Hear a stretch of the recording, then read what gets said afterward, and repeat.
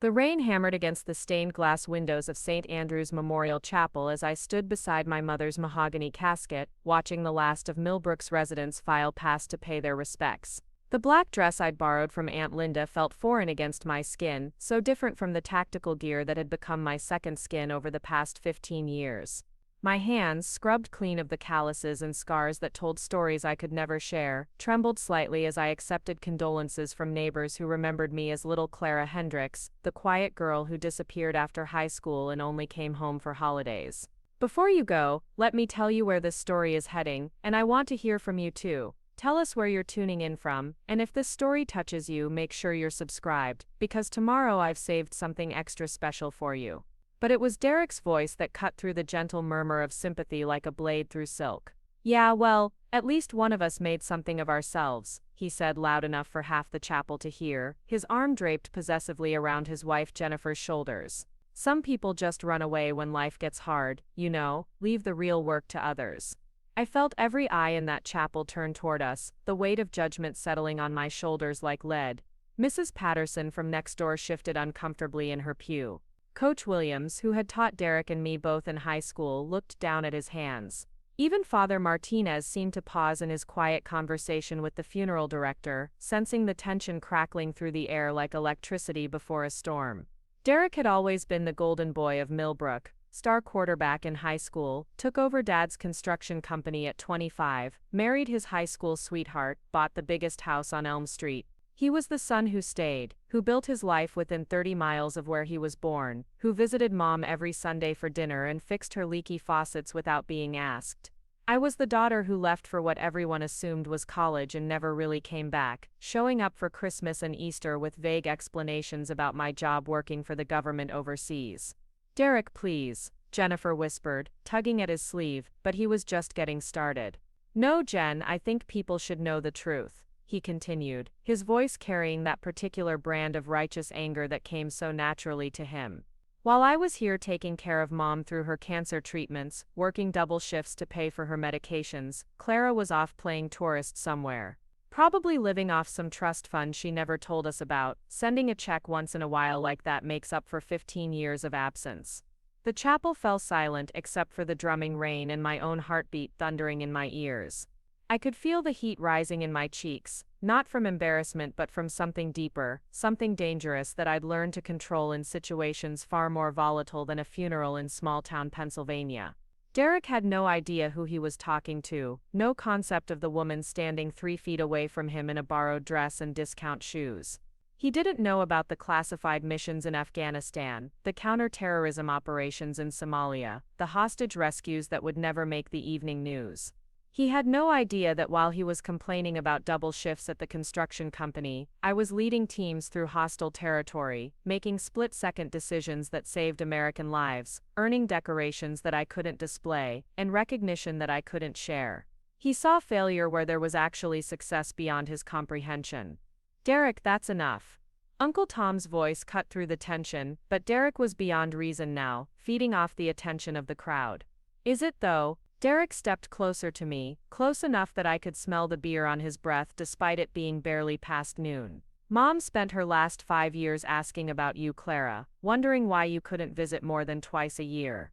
Wondering what she did wrong to drive you away. And you want to know what I told her? I told her some people are just selfish. Some people think they're too good for their own family." I watched him speak, noting the way his pupils were slightly dilated, the tremor in his hands that suggested either anger or alcohol or both. 15 years of training had taught me to read people, to assess threats, to remain calm under pressure that would break most civilians. But this wasn't a hostage situation or a combat zone. This was my brother, standing over our mother's casket, using her death as ammunition in a war I hadn't even known we were fighting. The worst part was that some of what he said was true, at least from his perspective. I had missed birthdays and holidays. I had sent checks instead of showing up for family barbecues. I had listened to Mom's increasingly frail voice over satellite phones from remote locations, promising to visit soon while knowing that my next deployment was already being planned. The life I'd chosen, the life that had called to me since I was 18 years old and felt trapped in this town like a bird in a too small cage, had required sacrifices that Derek couldn't understand, and I couldn't explain. You know what Mom asked me last month, when she was in the hospital? Derek's voice broke slightly, and for a moment I saw the grief beneath his anger, the genuine pain of a son who had watched his mother waste away. She asked if you even cared that she was dying. If you'd even show up for the funeral. And I told her I didn't know. Because how could I? You never tell us anything about your life, Clara. For all we know, you could be dead in a ditch somewhere and we'd never find out. The irony hit me like a physical blow.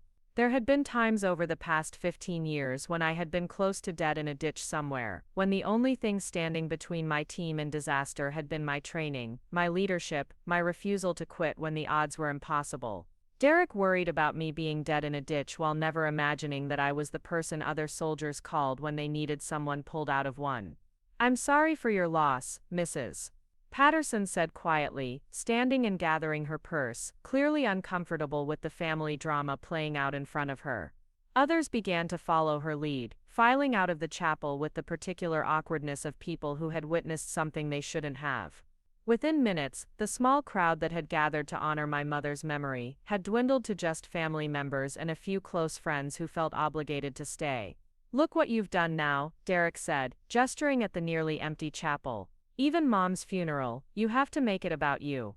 Can't just stand there and accept that maybe, just maybe, you could have been a better daughter." I felt something crack inside my chest, not my composure but something deeper. The wall I'd built between Clara Hendricks, the daughter, and the woman I'd become over the past decade and a half. Derek saw weakness where there was strength, saw abandonment where there was sacrifice, saw selfishness where there was service to something larger than myself. He judged me by the standards of Millbrook, Pennsylvania, never imagining that there were other ways to measure a life, other definitions of honor and duty and family. Father Martinez cleared his throat gently, trying to restore some dignity to the proceedings. "Perhaps we should focus on celebrating Margaret's life," he suggested, his voice carrying the diplomatic tone of someone who had officiated at too many family disputes over the years. "She was a woman who loved both of her children deeply, and I know she would want this day to be about remembrance, not recrimination." But Derek wasn't finished. The alcohol and grief, and 15 years of resentment had combined into a perfect storm of anger, and he seemed determined to ride it to its conclusion. "You want to celebrate her life, Father? Let's talk about how she spent the last year of it, sitting by the window, watching for a car that never came, asking the mailman if there were any letters, making excuses to the neighbors about why her daughter couldn't be bothered to visit." "Derek, stop." Aunt Linda's voice was sharp now, her usual patience worn thin. "Your mother wouldn't want this. She loved Clara, and she understood that sometimes life takes people far from home." "Far from home for what?" Derek whirled on his aunt, his face flushed with emotion. "She's never told us what she actually does for a living." "Government contractor, she says." Could mean anything. Could mean nothing. For all we know, she's been sitting on a beach in Thailand for the past decade, sending postcards to make us think she's important. I could have told him then. Could have explained about the years spent in training camps that officially didn't exist, learning skills that weren't taught in any civilian school. I could have described the weight of command, the responsibility of leading soldiers into situations where split-second decisions meant the difference between mission success and catastrophic failure. I could have shared the sleepless nights spent planning operations that would never appear in history books, the satisfaction of knowing that families across America slept safely because of work that would never be acknowledged. But operational security wasn't just a protocol for me, it was a way of life that had kept my teams alive in situations where a single leaked detail could mean death. The habit of secrecy ran deeper than family loyalty, deeper than the need to defend myself against accusations that felt like physical blows. Derek wanted answers I couldn't give, explanations that would compromise, not just my own safety, but the safety of every soldier who had ever served under my command. "I do important work," I said quietly, the first words I'd spoken since Derek began his attack. "Work that matters." "Important to who?" Derek shot back. "Because it sure as hell wasn't important to Mom when she was lying in that hospital bed, asking why her daughter couldn't take time off from her mysterious government job to hold her hand while she died." The accusation hit its mark because it contained just enough truth to wound. I had been in South Korea when Mom's condition deteriorated rapidly, wrapping up a joint training exercise that had taken months to coordinate. By the time I could arrange emergency leave and make the 20-hour journey home, she was already unconscious, already beyond reach. I had sat beside her bed for 3 days, holding her hand and whispering apologies she couldn't hear, promises I was 15 years too late to make. She knew I loved her, I said. My voice barely above a whisper. Did she?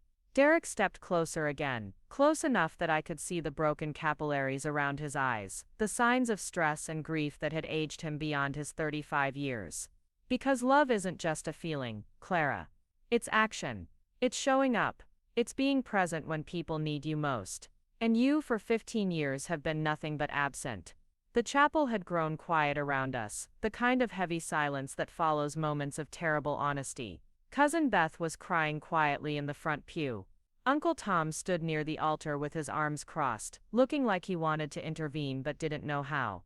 Even Jennifer had stopped trying to rein in her husband, perhaps sensing that this confrontation had been building for years and needed to happen.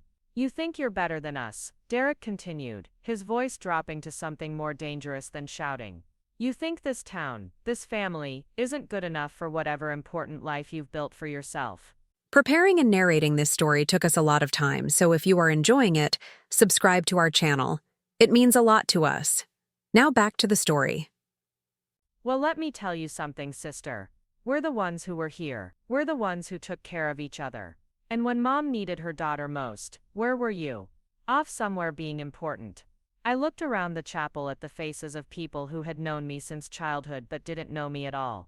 They saw Derek's successful local business, his beautiful wife, his house on Elm Street, his regular presence at every family gathering and community event. They saw my absence, my vague explanations, my apparent indifference to the rhythms of small-town life. From their perspective, Derek was right. From their perspective, I was exactly what he said I was, a selfish daughter who had abandoned her family for personal ambition. What they couldn't see was the weight I carried every day, the responsibility for soldiers who trusted me with their lives, the burden of making decisions in the gray areas where policy manuals offered no guidance. They couldn't see the nights I'd lain awake in forward operating bases, thinking about Mom's latest letter, and wishing I could call her without risking operational security. They couldn't see the carefully maintained fiction that allowed me to serve my country while protecting my family from the reality of what that service entailed. I'm sorry you feel that way, I said finally, my voice steady despite the storm raging inside my chest. Derek's voice cracked with disbelief. I tell you that you broke Mom's heart, and you're sorry I feel that way. Not sorry for what you did, just sorry that I'm upset about it. I'm sorry for a lot of things, Derek. More than you know. Then tell me, he said, spreading his arms wide in a gesture that encompassed the nearly empty chapel. Tell me what's so important that it was worth 15 years of abandoning your family. Tell me what job is so crucial that you couldn't visit your dying mother. Tell me what you've been doing that matters more than the people who love you. The question hung in the air between us like a challenge, and for a moment I felt the weight of 15 years of enforced silence, of necessary deceptions, of choosing duty over personal happiness again and again and again. Derek stood there waiting for an answer, surrounded by the remnants of our mother's funeral gathering, demanding explanations I couldn't give, and justifications I couldn't offer.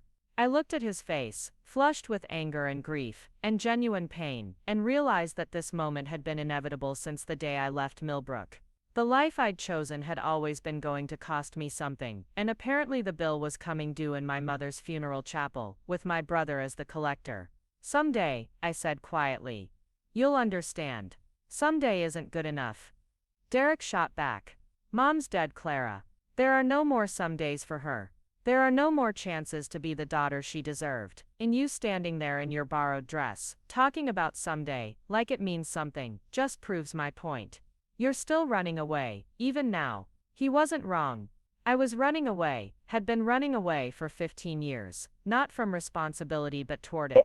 Not from family but toward a larger definition of family that included every American soldier serving in hostile territory, every civilian protected by operations they would never hear about. But Derek couldn't see that distinction, couldn't understand that some people are called to serve in ways that require personal sacrifice, that demand the kind of secrecy that looks like shame or indifference from the outside. I loved her too, I said. And my voice finally broke on the words. Then you had a funny way of showing it, Derek replied. but some of the heat had gone out of his voice. Maybe he saw something in my face that reminded him we were both grieving, both struggling with the loss of the woman who had shaped us both. I just don't understand, Clara. I don't understand how you could stay away for so long.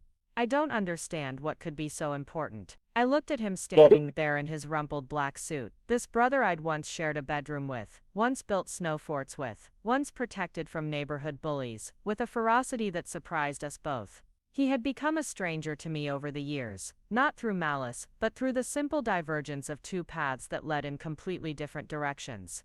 He had chosen to build his life in the place where we were born, to find meaning in continuity and tradition, and the comfort of familiar faces. I had chosen something else entirely, something that required me to become someone else entirely. I need some air, I said, turning toward the chapel door. That's right, Derek called after me. Walk away. It's what you do best. I paused at the door, my hand on the brass handle worn smooth by generations of mourners and celebrants, and looked back at the scene I was leaving behind. My mother's casket surrounded by flowers that would wither and die, my brother standing alone among people who knew him as the good son, the reliable one, the one who stayed. Tomorrow he would go back to his construction business and his house on Elm Street, secure in his identity as the better child, the one who understood family loyalty. And tomorrow I would begin the process of teaching him just how wrong he was about everything he thought he knew about his sister. The rain had softened to a gentle drizzle by the time I reached my rental car in the chapel parking lot, but the storm inside my chest was just beginning to gather strength. I sat behind the wheel for several minutes watching the last of the mourners emerge from St. Andrews, their black umbrellas blooming like dark flowers against the gray Pennsylvania sky. Derek appeared in the doorway, his arm around Jennifer's waist, accepting condolences with the practiced grace of someone who had spent the last year being the primary caretaker, the devoted son, the family member everyone could count on. He looked so much like Dad in that moment that it took my breath away. The same strong jawline, the same way of standing with his shoulders squared against the world, the same tendency to see everything in terms of right and wrong with no room for the complicated spaces in between. Dad had been disappointed when I left for what everyone assumed was college, had expected me to come back after 4 years with a teaching degree like Mom, maybe marry someone local and settle into the comfortable rhythm of small-town life. If he could see me now, I wondered what he would think. Would he be proud of the woman I'd become, or would he side with Derek? Would he see my absence as abandonment rather than service? The question felt particularly sharp sitting there in the parking lot of his wife's funeral, surrounded by the ghosts of choices I'd made 15 years ago when leaving felt like the only way to breathe. My phone buzzed against my thigh, a sound so familiar it was practically Pavlovian in its effect. I pulled it from my purse and saw a message from Lieutenant Foster, my aide back at Fort Bragg. Ma'am, urgent briefing scheduled for 0800 tomorrow. Secretary of Defense will be in attendance. Your presence requested. I stared at the screen for a long moment, processing the implications. A briefing with the Secretary of Defense didn't happen by accident, and it certainly didn't happen on short notice unless something significant had developed. In the world I actually inhabited, the world Derek knew nothing about, Wednesday morning briefings with cabinet-level officials meant operational urgency, meant decisions that would ripple across continents and affect thousands of lives. But tomorrow was supposed to be for settling Mom's affairs, for sitting with Derek and Aunt Linda, and going through decades of accumulated memories, for trying to repair whatever remained of the relationship I'd damaged through years of necessary absence. Tomorrow was supposed to be about family, about finding some way to bridge the chasm that had opened between my brother and me in that chapel. I typed back quickly, "We'll be there. Send advance briefing materials to secure terminal." The response came immediately, "Copy that, General. Safe travels." General, even seeing the rank in writing still felt surreal sometimes, the culmination of a journey that had begun with a teenage Clara Hendricks desperate to escape the suffocating predictability of Millbrook and evolved into something I could never have imagined. The Army had given me purpose, structure, and eventually a calling that felt larger than anything I could have found within 100 miles of this parking lot. But it had also given me secrets that weighed more than the medals I couldn't display, responsibilities that had shaped every decision I'd made for the past decade and a half. Derek saw my absence as selfishness because he couldn't see the classified operations reports, the after-action reviews that detailed how many American service members had returned home safely because of missions I'd planned and led. He couldn't see the letters from Gold Star families, thanking me for bringing their sons and daughters home alive, couldn't know about the terrorist cells disrupted and the hostages rescued and the small wars prevented by surgical strikes coordinated from rooms that officially didn't exist. A tap on my window made me look up. Uncle Tom stood beside my car, his ancient black suit hanging loose on his diminished frame, his face creased with concern.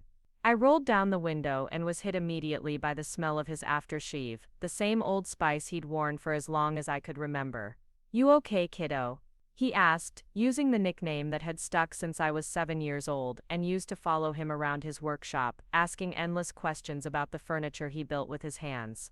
"I've been better," I said, which was both completely true and entirely inadequate. "Derek's hurting," Uncle Tom said, settling his weight against the car. "Doesn't excuse what he said in there, but he's hurting. He spent the last year watching his mother waste away, and I think he needed someone to blame for all that pain. You were an easy target." I nodded, understanding the psychology, even if I couldn't accept the justice of it. "I know he was here, I know he took care of her when I couldn't." "Couldn't or wouldn't?" Uncle Tom asked gently, and there was no accusation in his voice, just genuine curiosity from someone who had known me since birth, and sensed that there were layers to my absence that went deeper than simple selfishness. "Couldn't," I said quietly. "There were things I had to do, Uncle Tom.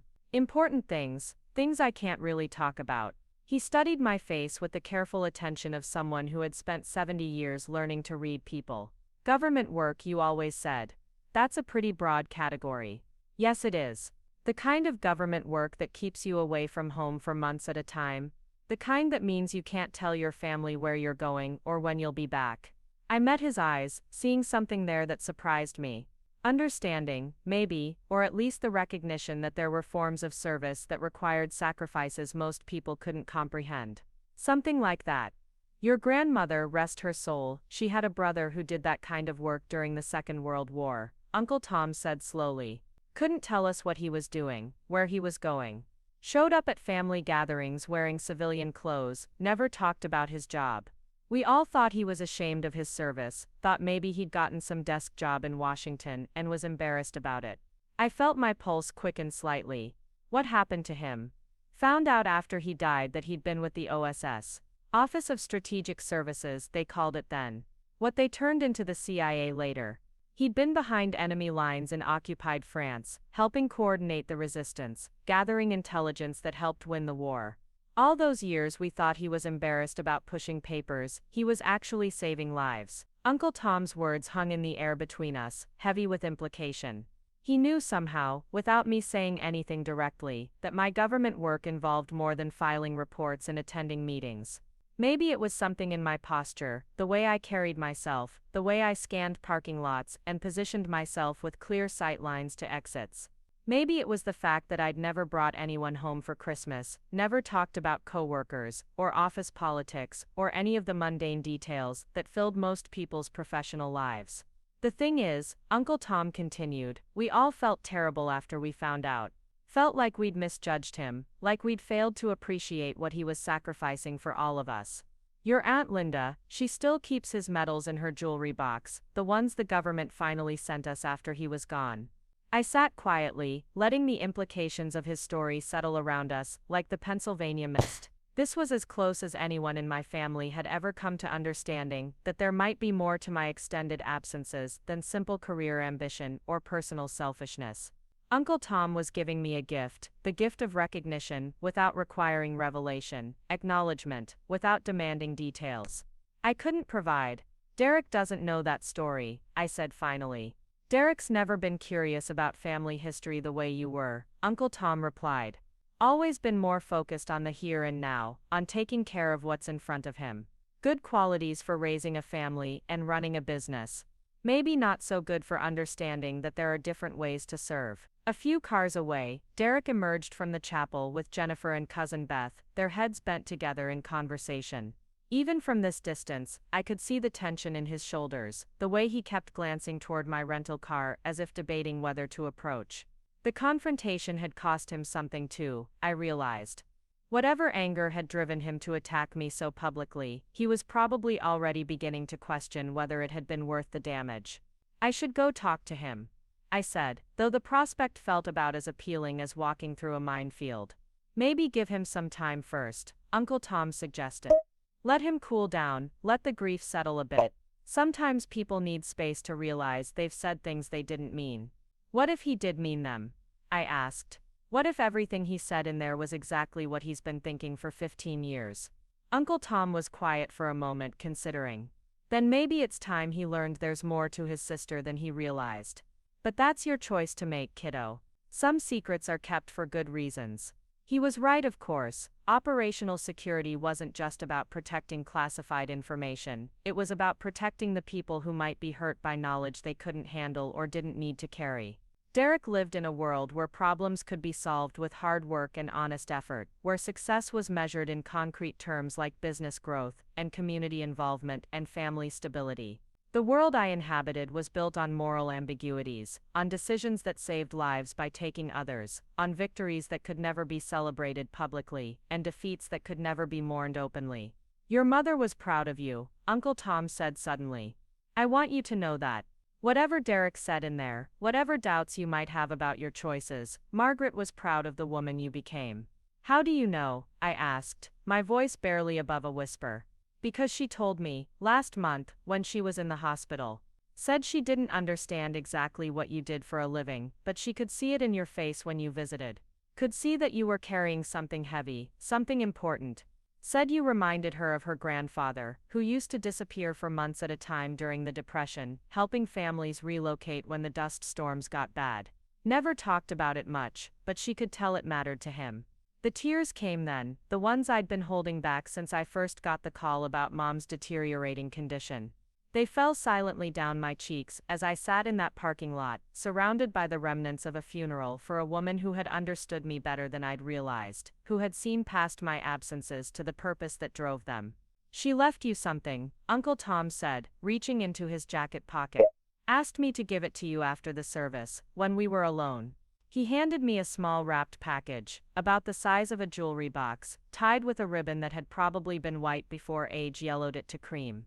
My name was written across the top in Mom's careful handwriting, the same script she'd used on birthday cards and Christmas presents for 33 years. What is it? I asked. Don't know, she just said it was something she'd been saving for the right time, and she thought now might be it. I held the package in my hands, feeling its modest weight, trying to imagine what Mom might have chosen as a final gift. She had never been one for expensive jewelry or elaborate gestures, had always preferred practical presents that showed she'd been paying attention to what people actually needed. I should get back, Uncle Tom said, straightening up from the car. Linda's probably wondering where I disappeared to. But Clara, whatever's in that package, whatever your mother wanted you to know, don't let your brother's anger keep you from hearing it. He patted my shoulder through the open window and walked back toward the chapel, his gait slower than I remembered from childhood, but still steady, still purposeful. I watched him go, this man who had been a constant presence in my life, even when my career took me to places he couldn't imagine, who had somehow intuited that there were depths to my story that couldn't be shared at family barbecues. I looked down at the package in my hands, then at Derek across the parking lot, still deep in conversation with his wife and cousin. The decision felt symbolic somehow, choosing between the past Mom wanted me to understand, and the future that required me to return to Fort Bragg, for a briefing that could determine the next phase of my career. But really there was no choice at all. I'd been making the same choice for 15 years, prioritizing duty over personal comfort, mission requirements over family expectations. Tomorrow morning, I would be back in uniform, back in the world where I was General Hendricks instead of Clara, where my decisions affected national security instead of just family dynamics. I tucked the package into my purse and started the car, watching Derek look up at the sound of the engine. For a moment our eyes met across the parking lot, and I saw something in his face that might have been regret, or maybe just exhaustion from the weight of grief and anger he'd been carrying. But then Jennifer said something to him, and he looked away, and the moment passed. I drove out of that parking lot knowing that Derek still saw me as the selfish sister who had abandoned her family for personal ambition. He had no idea that tomorrow morning I would be sitting across from the Secretary of Defense, discussing operations that would never appear in newspapers, but would shape the security landscape for years to come. He had no idea that the medals I couldn't display represented missions that had saved American lives, that the secrets I carried were the price of service to something larger than myself. Someday, maybe he would understand, but not today. Today he would go home to his house on Elm Street, surrounded by the comfortable certainty that he had been the better child, the one who understood family loyalty. And I would return to a world where loyalty was measured differently, where family extended to every soldier under my command, where love sometimes meant making decisions that looked like abandonment from the outside. The package from Mom sat in my purse, like a question I wasn't ready to answer, a bridge between the daughter Derek remembered and the woman I had become. Whatever message it contained would have to wait until I had space to process it, until I could find a moment between the demands of command and the weight of secrets that had shaped every choice I'd made for the past 15 years. But driving through the familiar streets of Millbrook for what might be the last time, I found myself hoping that somewhere in Mom's final gift was the understanding I'd been searching for. The recognition that service came in many forms, and love was sometimes expressed through absence rather than presence. Derek might never forgive me for the choices I'd made, but maybe finally, I could forgive myself. The secure briefing room at Fort Bragg felt like stepping into a different universe from the chapel in Millbrook. Sterile white walls lined with classified communications equipment, a polished mahogany table that had witnessed decisions affecting global security, and the familiar weight of responsibility that settled on my shoulders the moment I walked through the reinforced door. Secretary of Defense, Patricia Kellerman sat at the head of the table, her silver hair pulled back in the kind of severe bun that had become her trademark during 3 years of managing the Pentagon's most sensitive operations. General Hendricks, she said, rising as I entered. Thank you for cutting your leave short. I know this was poor timing. Ma'am, I replied, taking my seat at the table surrounded by familiar faces from the Joint Chiefs, and several I didn't recognize, their civilian clothes and serious expressions suggesting intelligence community involvement. What's the situation? Colonel Rivera, my immediate superior, and one of the few people who understood the full scope of what my teams accomplished in the shadows, slid a classified folder across the table. Hostage situation in Somalia. American embassy personnel captured during what appears to be a coordinated terrorist operation. Initial intelligence suggests at least 12 hostages, including Ambassador Richardson and her security detail. I opened the folder, my mind automatically shifting into operational mode as I processed satellite imagery, terrorist group profiles, and tactical assessments that had been compiled over the past 18 hours. This was why they'd called me back from Pennsylvania, why my mother's funeral had to take second place to the urgent demands of national security. In the rarefied world of special operations, there were perhaps a dozen officers with the combination of experience and clearance necessary to plan and execute a mission of this complexity. Timeline, I asked, studying the compound layout where the hostages were being held. 72 hours before they start executing prisoners, Secretary Kellerman said grimly. The terrorist organization is demanding the release of their leadership from Guantanamo Bay, plus a $50 million ransom. State Department's official position is that we don't negotiate with terrorists, but unofficially they're exploring back channels. I looked up from the intelligence reports, meeting the secretary's eyes across the table. You didn't call me here to discuss diplomatic solutions. No, I didn't. She leaned forward, her expression intense. I called you here because you've successfully planned and executed more hostage rescue operations than any officer currently serving. Because your teams have never lost a single American hostage once they've committed to extraction. And because this particular terrorist cell has been on your target list for the past 6 months. That was true. Ahmed Hassan's organization had been responsible for 3 attacks on American interests in the Horn of Africa over the past year, each one more sophisticated than the last. My intelligence analysts had been tracking their movements, building a profile of their capabilities and weaknesses, waiting for the right opportunity to strike. Now they'd given us one, but at a cost none of us had anticipated. What assets do we have in theater? I asked, already beginning to formulate the skeleton of a mission plan. 2 SEAL teams standing by in Djibouti, plus Air Force Special Operations for transport and close air support, Colonel Rivera replied. We can have boots on the ground within 12 hours of your go decision. Intelligence on the compound, limited. The building is a converted warehouse in downtown Mogadishu, 3 stories, minimal security infrastructure but significant civilian population in the surrounding area. Hassan's people chose it specifically to complicate any rescue attempt. I studied the satellite photos more carefully, noting entry points, sight lines, potential civilian casualties if the operation went wrong. This was the kind of mission that could define a career either as a brilliant success that saved American lives or as a catastrophic failure that ended with dead hostages and an international incident. The weight of that responsibility was familiar, had been my constant companion for the past decade as I'd risen through the ranks of the special operations community. Recommended approach, Secretary Kellerman asked. Fast rope insertion onto the roof during the early morning hours, simultaneous breach on 3 levels, overwhelming force to neutralize the threat before they can execute hostages, I said, the tactical plan forming even as I spoke. High risk but highest probability of success if we can maintain the element of surprise. And if we lose the element of surprise, then we adapt. That's what special operations forces do. I closed the folder and looked around the table. When do you need a final mission brief? Tomorrow at 1400 hours. Full operational plan with contingencies and risk assessment. Secretary Kellerman stood, signaling the end of the preliminary briefing. General Hendricks, I need to be clear about something. This mission, if it goes forward, will likely receive significant media attention.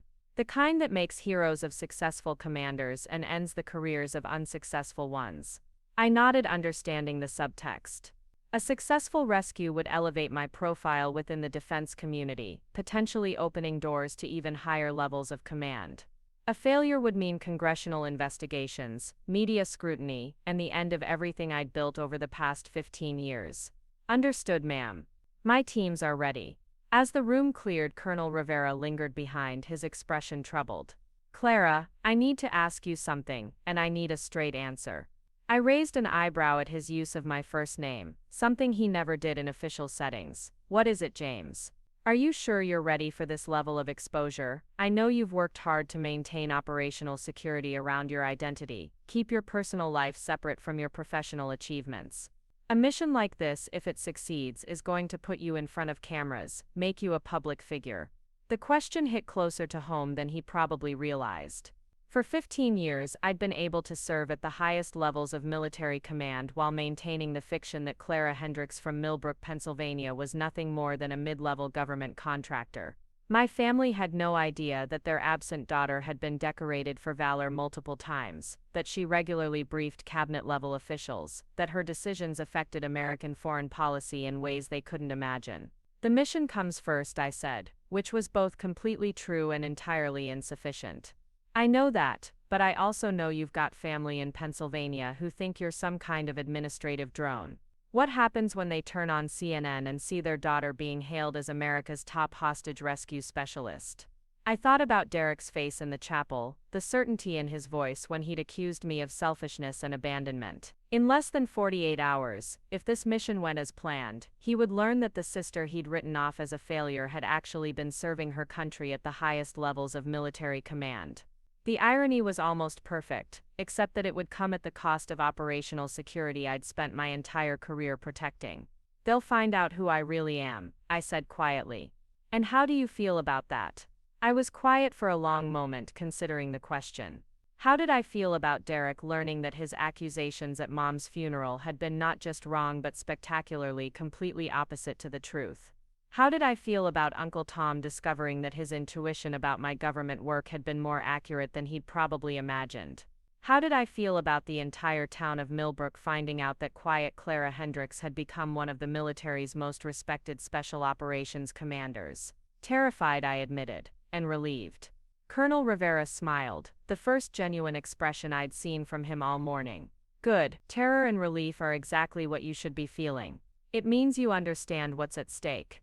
I spent the next 18 hours in the kind of intense planning session that had defined my career for the past decade. Satellite imagery analysis, personnel selection, equipment loadouts, contingency planning for every variable we could imagine and several we hoped never to encounter.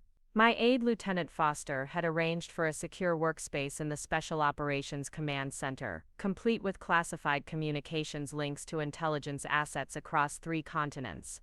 The mission plan that emerged was elegant in its complexity, a carefully orchestrated ballet of violence designed to extract 12 American hostages from the heart of one of the world's most dangerous cities. 3 teams would fast rope from helicopters onto the compound roof in the pre-dawn darkness. Alpha team would secure the upper floors where intelligence suggested the hostages were being held. Bravo team would neutralize security on the ground level. Charlie team would establish a perimeter and coordinate civilian evacuation from the surrounding area. If everything went according to plan, the entire operation would take less than 20 minutes from insertion to extraction. If things went wrong, we had contingencies for everything from mechanical failure to coordinated terrorist response to interference from local militia groups, who controlled different sections of the city. "Ma'am," Lieutenant Foster said, appearing at my elbow with a fresh cup of coffee and a concerned expression. "You should probably eat something. You've been at this for 16 hours. I looked up from the tactical display, surprised to realize that she was right. The adrenaline of mission planning had carried me through the day without food, sustained only by caffeine and the familiar thrill of solving complex operational puzzles.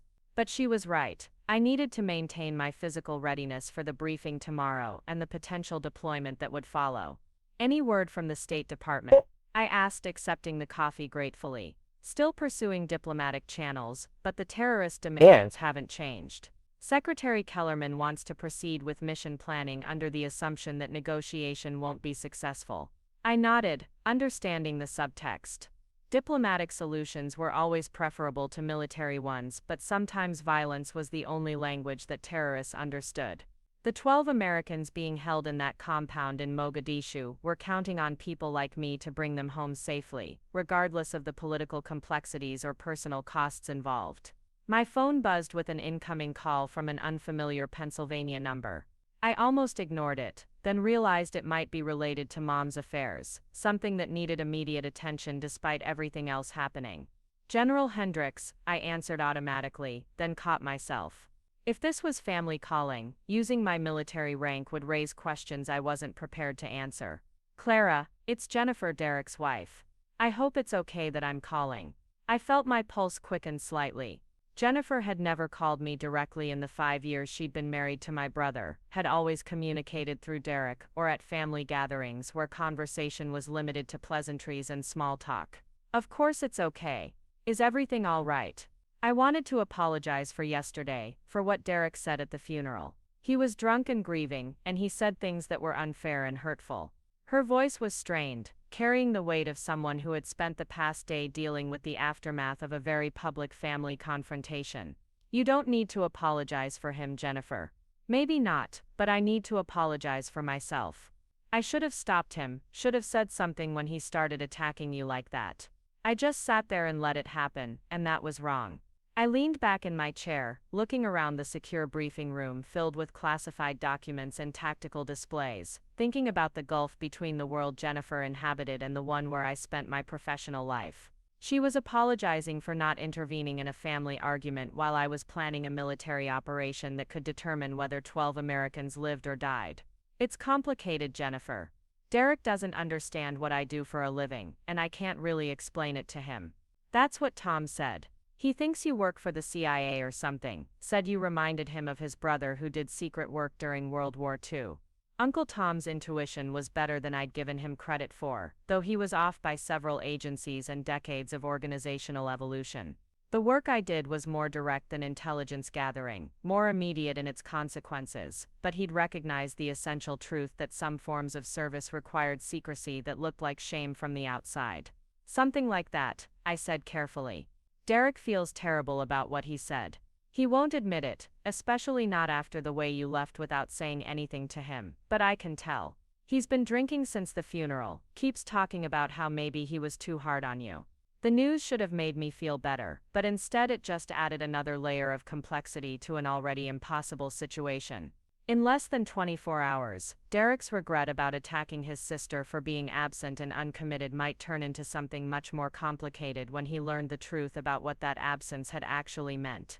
"Jennifer, I need to ask you something, and I need you to promise me you'll keep it confidential for now." "Okay," she said, her voice cautious. "If Derek found out that everything he thinks about me is wrong, that the reason I've been absent for 15 years isn't what he assumes, how do you think he'd react?" There was a long pause on the other end of the line. "I think he'd be ashamed of what he said yesterday." "Why, what aren't you telling us, Clara?" Before I could answer, Lieutenant Foster appeared in my peripheral vision, pointing at her watch and mouthing briefing in 5. I looked at the clock on the wall and realized that 18 hours of mission planning had compressed into what felt like minutes, that the moment of decision was approaching faster than I'd anticipated.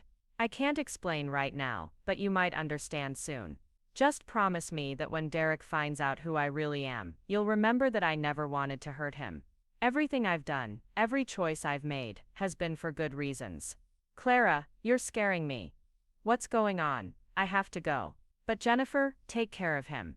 What's about to happen is going to be hard for everyone. I hung up the phone and looked around the briefing room one last time, at the classified documents and tactical displays that represented the culmination of my entire career.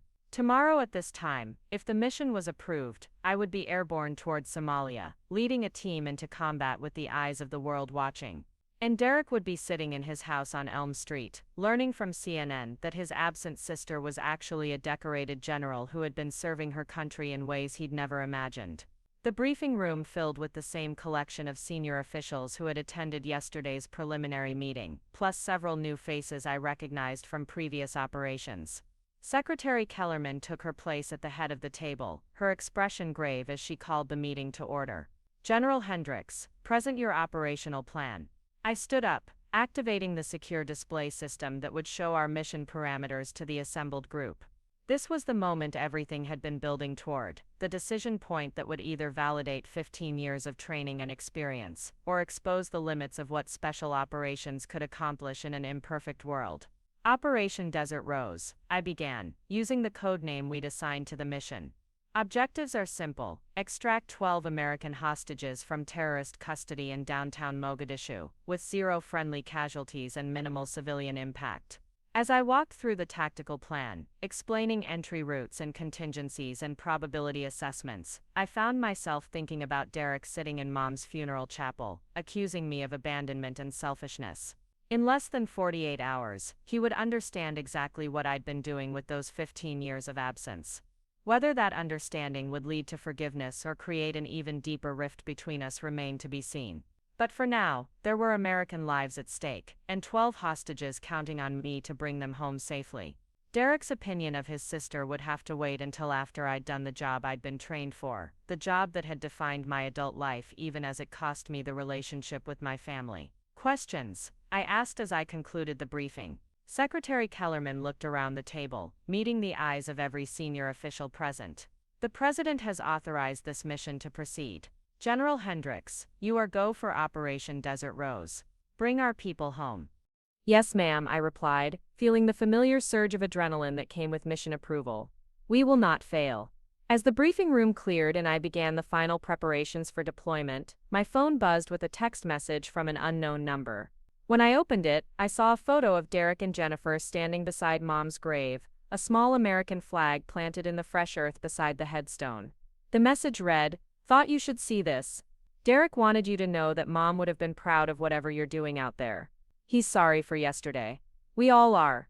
I stared at the image for a long moment, at the flag that represented everything I'd spent my career defending, planted by the brother who had no idea that his sister was about to risk everything to uphold the values that flag represented. Tomorrow he would learn the truth about who Clara Hendricks had become. Tonight I had a mission to complete. The C-130 transport aircraft rumbled through the African night sky, carrying my team toward a destiny none of us could fully predict. I sat strapped into the webbing seat, reviewing final mission parameters on a ruggedized tablet while around me, 12 of America's most elite soldiers conducted their own pre-mission rituals. Some cleaned weapons that had already been cleaned 3 times. Others stared at photographs of family members they might never see again. A few simply sat in the meditative silence that comes before moments of absolute commitment. Sergeant Major Thompson, my senior enlisted advisor, and a man who had served with me through 4 deployments across 3 continents, leaned across the narrow aisle. "Ma'am, we've got confirmation from ground assets. Target compound is secure, minimal movement in the surrounding area. Weather conditions are optimal for insertion." I nodded, processing the information through the filter of 15 years of combat experience. Every mission carried risks, but this one felt different, weighted with consequences that extended far beyond the tactical objectives we'd been assigned. Success would mean 12 American hostages returning home to their families. Failure would mean their deaths, international incident, and the end of my career in disgrace. But there was something else, something more personal riding on the outcome of the next few hours. Within minutes of mission completion, assuming we were successful, news crews would be broadcasting footage of American Special Operations Forces emerging from a Somali compound with rescued hostages. Military public affairs officers would be identifying the commanding officer responsible for planning and executing the operation. And Derek would be sitting in his living room in Millbrook, watching his sister's face appear on television screens across America, finally understanding what she'd been doing for the past 15 years. 30 minutes to insertion, the aircraft's loadmaster announced over the intercom. I closed the tablet and looked around at my team, these remarkable individuals who had volunteered to follow me into one of the most dangerous cities in the world, based on nothing more than faith in my judgment and their own extraordinary skills. Staff Sergeant Martinez, barely 25 years old, but already a veteran of more covert operations than most soldiers would see in an entire career. Lieutenant Colonel Wilson, who had turned down promotion opportunities that would have taken him away from field operations because he believed in the work we did. Captain Foster, the only woman on the team besides myself, who had proven time and again that gender was irrelevant when lives were at stake. They trusted me completely, and that trust was both a privilege and a burden that had shaped every decision I'd made since assuming command of this unit. These soldiers would follow my orders into whatever hell waited for us in Mogadishu, confident that I had considered every variable and planned for every contingency. The weight of that responsibility had kept me awake for the past 36 hours, not from fear but from the absolute necessity of ensuring that my tactical planning was flawless. My secure phone buzzed with an incoming message from Colonel Rivera back at Fort Bragg. Latest intelligence confirms 12 hostages alive and confined to second floor of target building. Hassan and 4 lieutenants confirmed on site. Local militia groups have pulled back to avoid American military response. You are clear to proceed with Operation Desert Rose. I showed the message to Sergeant Major Thompson, who nodded grimly. Ahmed Hassan's presence at the compound was both good and bad news. Good because it meant we could eliminate a high-value target who had been responsible for multiple attacks on American interests. Bad because Hassan was too experienced to be taken alive without a fight, and fights in confined spaces with hostages present rarely ended without casualties. Teams Alpha, Bravo and Charlie, final communications check. I spoke into my headset, confirming that all elements of the mission were coordinated and ready. Alpha Team ready, came the response from Lieutenant Colonel Wilson, who would be leading the assault on the upper floors where the hostages were being held. Bravo Team ready, replied Captain Foster, whose team would secure the ground floor and prevent terrorist escape. Charlie Team ready, confirmed Staff Sergeant Martinez, whose snipers would provide overwatch and eliminate any external threats. The responses came back clean and confident, exactly what I expected from soldiers who had trained for this type of operation countless times. But training and reality were different animals, and I knew that the next hour would test everything we thought we knew about our own capabilities. 10 minutes to insertion, the loadmaster announced. I opened Mom's package for the first time since Uncle Tom had given it to me in the chapel parking lot, needing something to ground me in the moments before we committed to an operation that would change everything. Inside the small wrapped box was a faded photograph of my great-grandfather in his army uniform, standing beside a young woman I didn't recognize. On the back, in Mom's careful handwriting, were the words Lieutenant Samuel Hendricks, 1943. Some people serve in ways that can't be celebrated publicly, but that doesn't make their service any less important. I always knew you were like him. The photograph hit me like a physical blow. Mom had known, somehow, without me ever telling her directly, that my government work involved something more dangerous and more important than administrative duties. She had seen past the necessary deceptions and understood that my absence was a form of service, not abandonment. The great-grandfather I'd never heard stories about had apparently served in some capacity that required secrecy, just as I had chosen to do 7 decades later. I tucked the photograph into my tactical vest, next to my heart, and felt something settle inside my chest. Mom's final gift had been absolution, forgiveness for choices that had cost me Derek's respect, and the comfortable certainty of family approval. Whatever happened in the next hour, I would carry her understanding with me into combat. 2 minutes to insertion, lock and load. The familiar ritual of final weapons checks helped focus my mind on immediate tactical concerns. Magazines seated properly, safety off, optics zeroed for close quarters combat. The MP5 submachine gun in my hands had been my companion through dozens of operations, modified specifically for my preferences, and tested under conditions that would destroy civilian weapons. Around me, my team conducted the same rituals, their movements economical and precise. These were individuals who had dedicated their lives to becoming human weapons, instruments of American foreign policy deployed in situations too sensitive for conventional military forces. The months of training, the years of experience, the countless hours of preparation all led to moments like this, when everything they were and everything they believed would be tested against an enemy who wanted them dead. 1 minute to insertion, final equipment check. Night vision goggles secured, communications equipment tested, medical supplies distributed among team members, explosive charges armed and ready for door breaching. The aircraft began its descent toward the drop zone, and I felt the familiar pre-combat calm settle over me. This was what I had been trained for, what I was exceptionally good at, what justified 15 years of sacrifice and secrecy. But it was also the moment that would end my anonymity forever. Success or failure, by tomorrow morning Clara Hendricks would be a public figure, her face associated with either triumph or tragedy on an international scale. Derek would learn that his accusations at Mom's funeral had been not just wrong but grotesquely, spectacularly opposite to the truth. The entire town of Millbrook would discover that their quiet neighbor had been serving at the highest levels of military command. 30 seconds to insertion, stand by. I looked around at my team one final time, meeting the eyes of soldiers who trusted me absolutely. In 30 seconds we would fast rope into the darkness above Mogadishu, beginning an operation that would either validate everything I'd built over the past 15 years, or destroy it completely.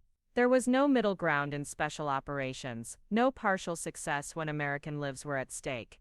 The aircraft shuddered as it reached the insertion point, hovering above the target compound at exactly the altitude and position we'd rehearsed dozens of times. Below us, somewhere in that converted warehouse, 12 Americans were counting on us to bring them home safely. They had no idea that help was coming, no knowledge of the planning and preparation that had gone into their rescue, no understanding of the risks being taken on their behalf. Green light, go go go. I was first out of the aircraft, rappelling down the fast rope into the pre-dawn darkness above Mogadishu. The city spread out below me like a map of human misery, shanty towns and war-torn buildings that had seen decades of conflict. But my focus was entirely on the compound rising to meet me, on the tactical problem that awaited inside that building. My boots hit the roof with barely a whisper of sound, and within seconds the rest of my team had joined me. Alpha Team moved toward the stairwell access, Bravo Team prepared to breach the ground floor from the external wall, Charlie Team took positions to cover our withdrawal route. Everything was proceeding exactly according to plan, with the precision and coordination that separated special operations forces from conventional military units. All teams, this is actual, I spoke into my microphone, using the call sign that identified me as Mission Commander. We are on target and moving to execute. Remember, we're here for the hostages, everything else is secondary. Alpha Team moving to second floor, came Lieutenant Colonel Wilson's voice in my earpiece. Bravo Team breaching ground floor, reported Captain Foster. Charlie Team in overwatch position, confirmed Staff Sergeant Martinez. The next 15 minutes unfolded with the deadly choreography of a perfectly executed military operation. Alpha Team located and secured the hostages, all 12 Americans alive, but traumatized by their ordeal. Bravo Team neutralized the terrorist guards on the ground floor, eliminating the immediate threat without alerting the surrounding neighborhood. Charlie Team eliminated 2 sentries who attempted to call for reinforcement from local militia groups. Ahmed Hassan died in a brief firefight on the second floor, choosing to resist rather than surrender when confronted by American Special Operations Forces.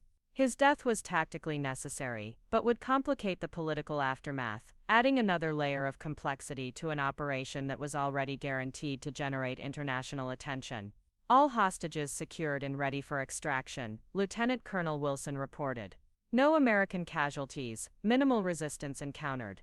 Roger that, Alpha. All teams prepare for extraction in 3 minutes.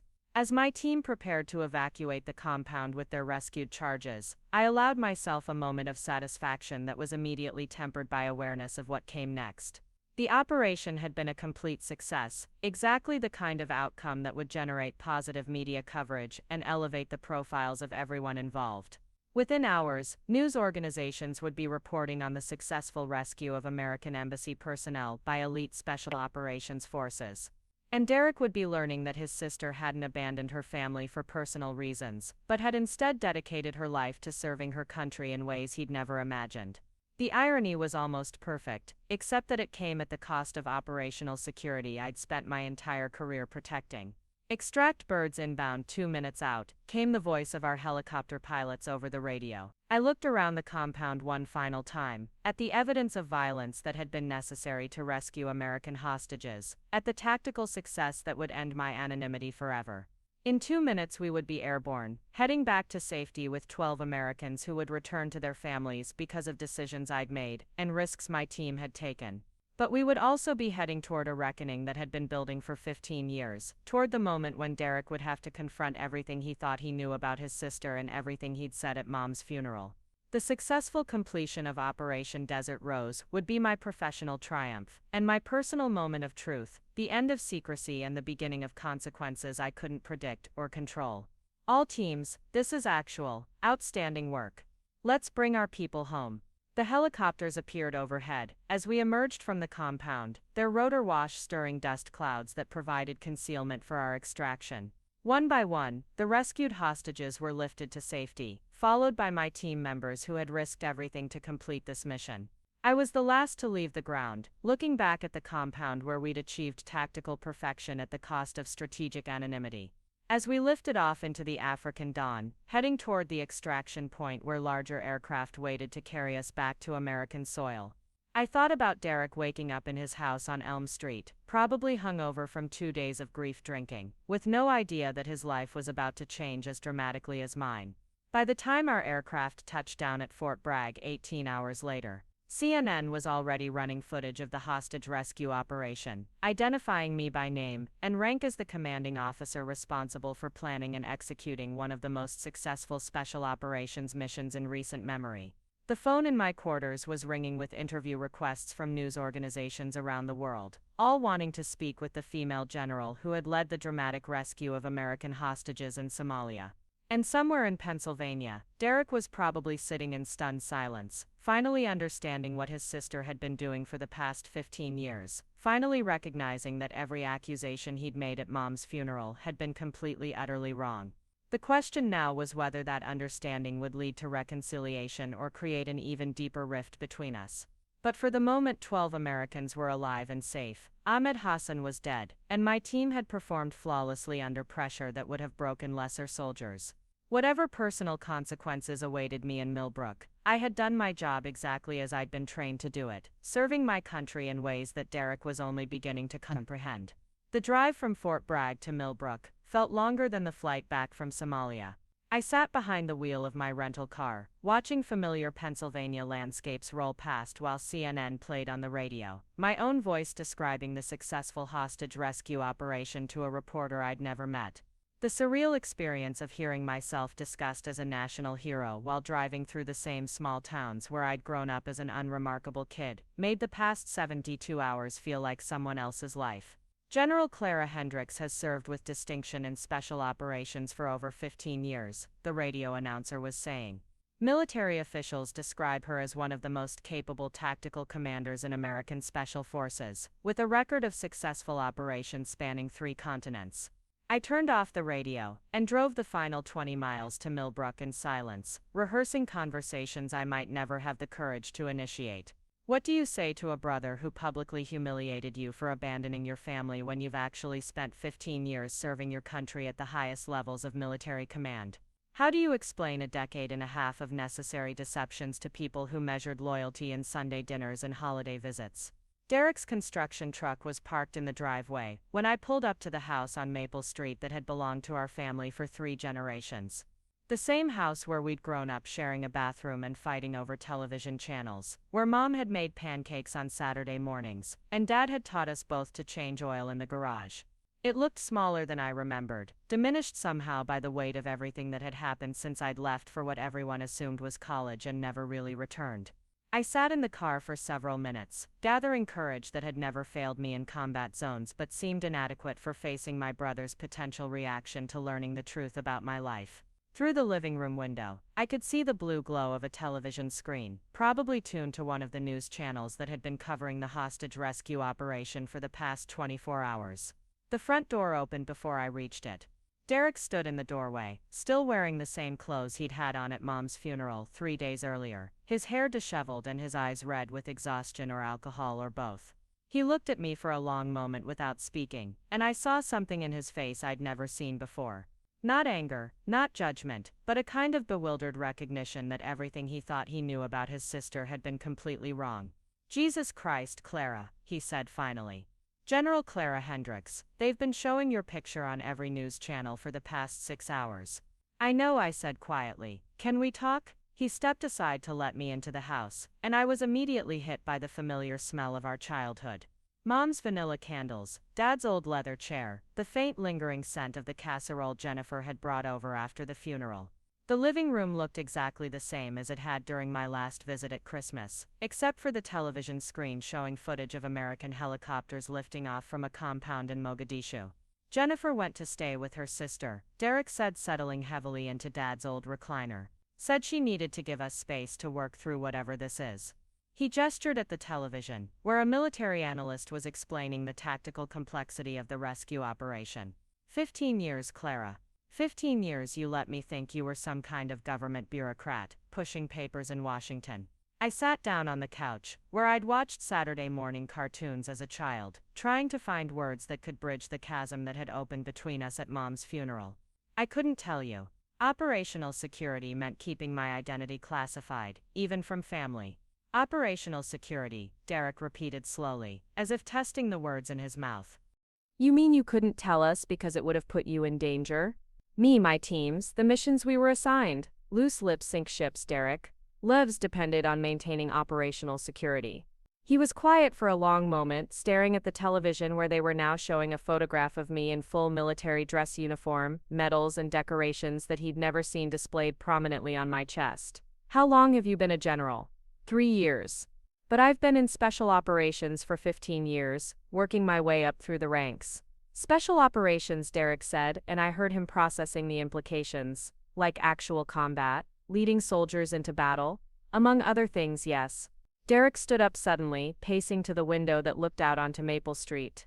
"The whole town is talking about it, Clara.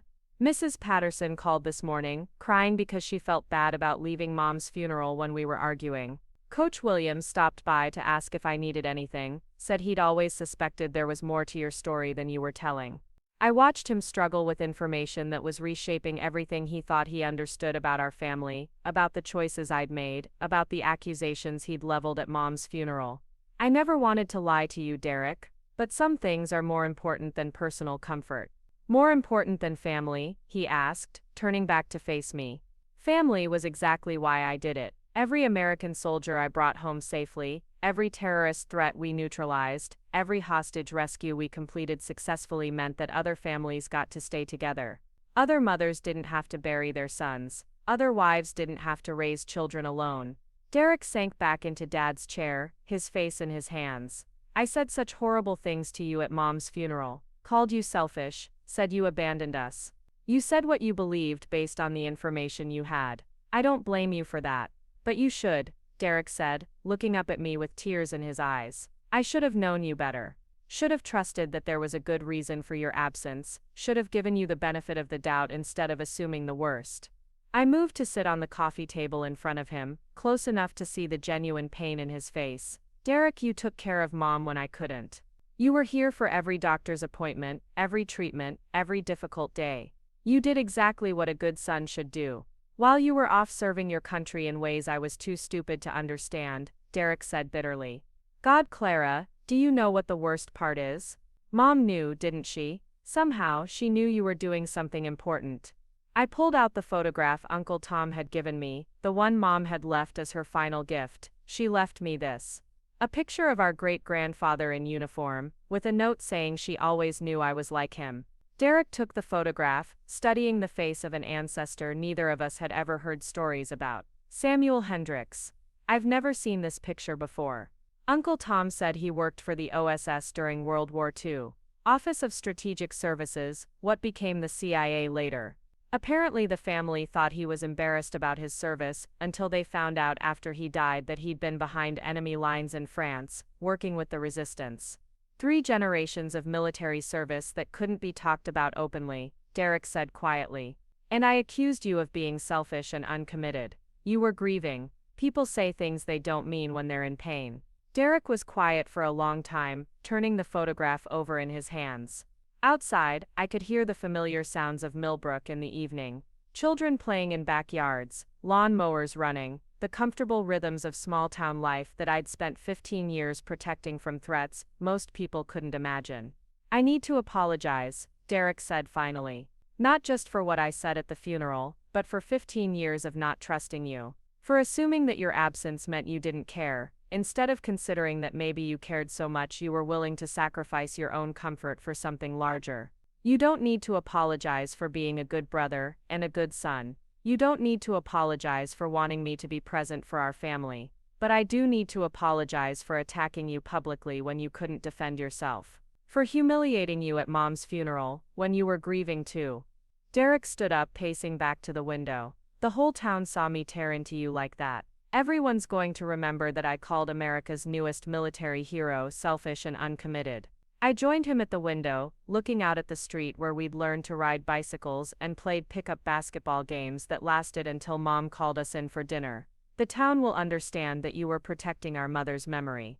They'll respect that you held me accountable for what you thought was neglect. Will they, or will they remember that Derek Hendricks was too stupid to recognize that his sister was serving her country with distinction while he was running his mouth about family loyalty? The pain in his voice was evident, and I realized that learning the truth about my military service had created a different kind of burden for Derek. Now he had to live with the knowledge that his public attack on me at Mom's funeral had been not just wrong but spectacularly, humiliatingly opposite to the truth. People will understand, I said quietly. Uncle Tom already does. Jennifer does. The people who matter will see that you were being protective of Mom's memory. Derek laughed bitterly.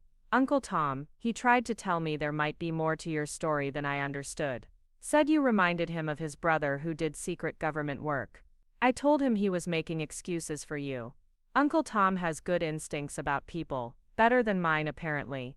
Derek turned to face me. Clara, I need to ask you something, and I need you to be completely honest with me. Anything. Are you happy? I mean, with the life you chose, the career you built, was it worth 15 years of being separated from your family? The question hit deeper than I'd expected. Was I happy? I thought about the soldiers I'd led safely through impossible missions, the American hostages I'd brought home to their families, the terrorist threats we'd neutralized before they could harm innocent civilians. I thought about the weight of command, the sleepless nights spent planning operations that could save or cost lives, the burden of making decisions in moral gray areas where policy manuals offered no guidance. I'm fulfilled, I said finally. I found work that mattered, that made a difference in ways I could see and measure. But happy? I don't know if happiness was ever the point. It should have been, Derek said firmly. You deserve to be happy, Clara. You deserve to have a family that understood what you were sacrificing, that supported you even when we couldn't know the details. I had that. I had Mom's understanding, even if I didn't realize it at the time. I had Uncle Tom's intuition that there was more to my story than I could share. And underneath all the anger and hurt, I had a brother who cared enough about our family to hold me accountable for what he thought was abandonment. Derek was quiet for a long moment, processing everything that had passed between us. What happens now? Do you go back to your military career, continue doing the work that kept you away for 15 years? I don't know, I admitted. After today, after the media attention from the hostage rescue, I can't maintain the same level of operational security. My face has been on national television, my name associated with special operations. It changes what kind of missions I can be assigned to. Does that mean you might come home more often? Be present for family gatherings and holidays and the normal things that families do together. I looked around the living room where we'd grown up, at the photographs on the mantel that documented a family history I'd been absent from for too long. I'd like that. I'd like to be the sister you deserve to have. The daughter Mom knew I was trying to be. Derek crossed the room and pulled me into a hug that felt like coming home after 15 years of exile.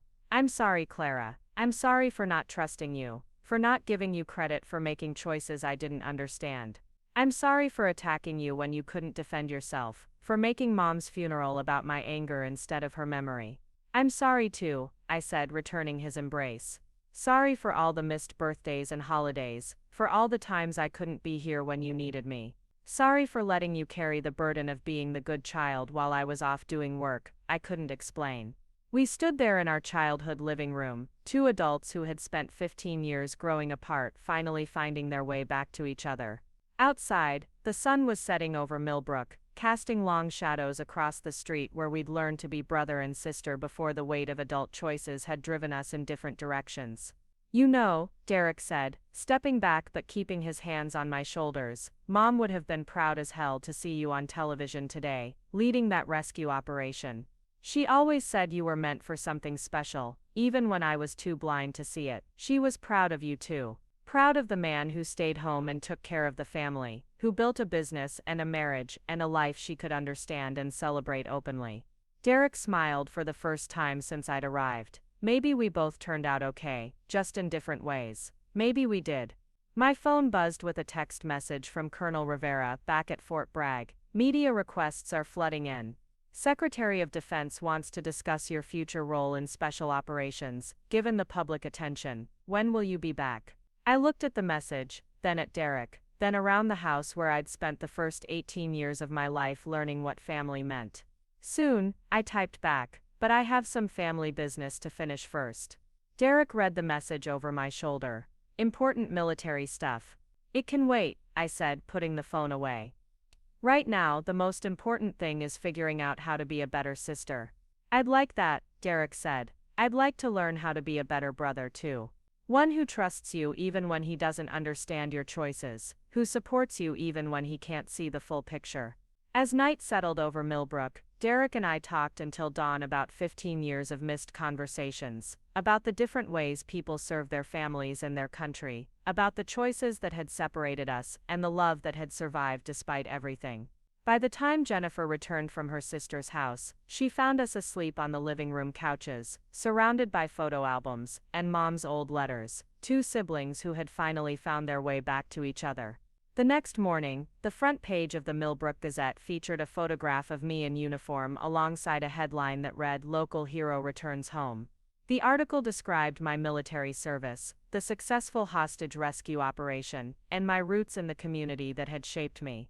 But buried in the middle of the story was a quote from Derek that captured everything I'd hoped he might someday understand.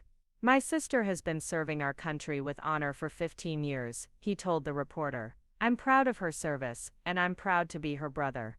Sometimes the people we love serve in ways we can't see or understand, but that doesn't make their service any less valuable, or their sacrifice any less real.